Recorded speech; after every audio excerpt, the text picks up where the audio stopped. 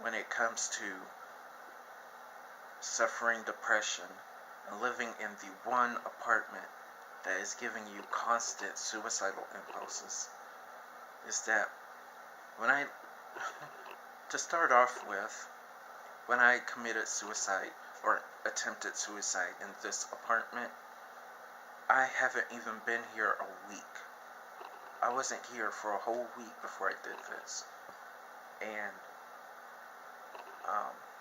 I've mentioned this before, but I think because this vlog is basically dealing with my struggles to deal with my suicidal impulses and living in a place that's trying to living in a bad environment that's trying to convince me in my head that suicide is the right thing to do, I think this bears repeating.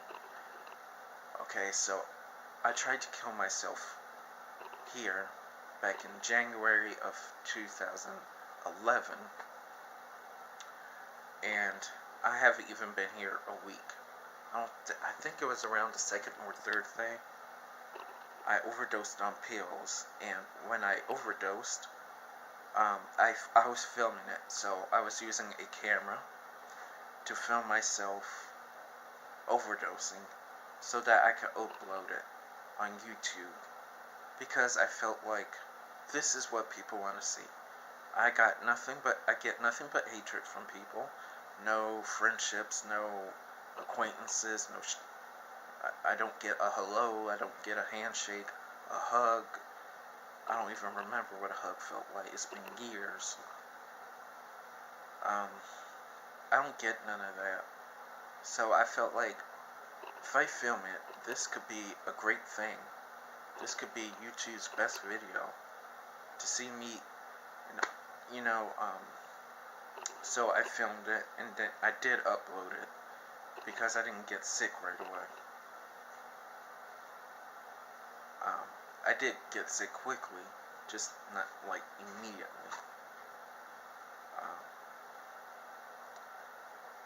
And I was basically, when I did get sick, I felt like this was really the first time where I felt like I could have died. I've attempted suicide plenty of times before, but this was a close call. I was so weak I couldn't even walk. I had to crawl. In fact, what I ended up doing was, after I was throwing up, I crawled. I basically crawled to the door, and there used to be a man that used to live there, although since then several people lived in that apartment. There's an apartment right in front of, across the hall, like basically right where that door is. It's on the other side, obviously. I knocked on his door and asked him to call the paramedics. He did, thankfully. And then when they came, I was sent to the hospital. The last thing I remember was being sent to the emergency room, and then I went unconscious. The next time I woke up, I was in a hospital room, and the doctors told me my body was unconscious for 12 whole hours. I could not be woken up at all. So apparently they did try to wake me up, but I just couldn't. And so I was obviously there on suicide watch. I don't remember how long I was there, but when I did get out, I still ended up living here. And what's worse is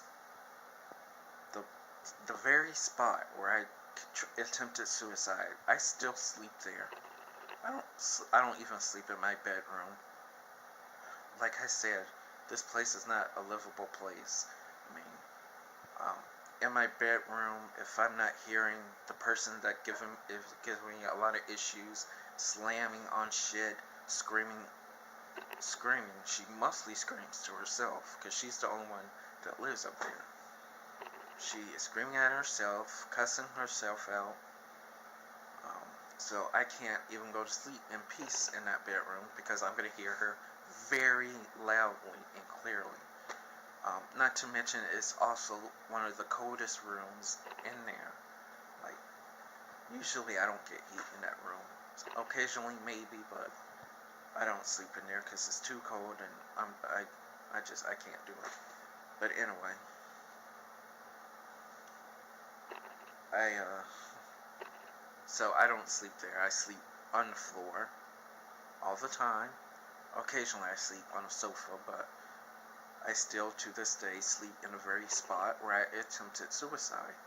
And let me say that even if I had no issues at all with this place, sleeping in the very spot where I tried to kill myself before, even that is giving me impulses.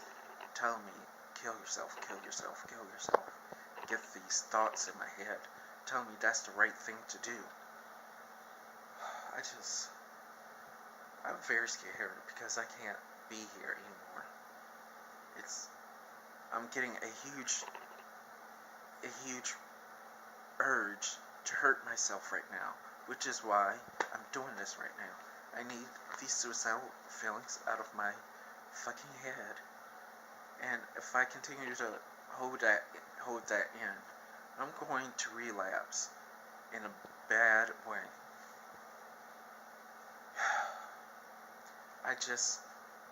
If there's one thing I want, is to at least live in a place that doesn't give me suicidal impulses, where I have no bad history attached to it. I don't have a disruptive neighbor banging on the ceiling so fucking loud just to provoke me. That's what I would like. Because if I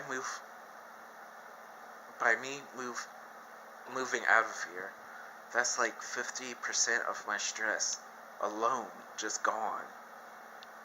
And with my, and I haven't taken my meds in 2 weeks now because I ran out and I can't get any new meds because the clinic that I go to are very sensitive about phone numbers. Like I keep saying, you need a phone number in order to be identified, basically. Not to mention, there's just too many problems with that right now. And now my MP3 player is broken.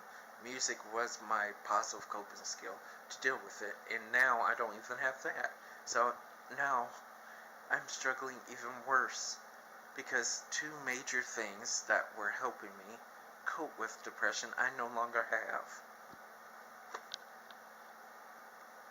I'm terrified, and not to mention I don't have anyone to talk to about this. This is my only outlet at this point, and I'm scared to death that I'm gonna lose my life in this apartment. I can't. I can't. I don't want to die like this anymore. I was starting to get to a place where I want to get the strength to continue fighting my depression, only for that to backfire in the first place, and to ruin my chances of moving out of here by missing out on an apartment tour. So I crushed any opportunity of any possibility of moving out of the one place where I would kill myself in a second when I get in that mood to do it. So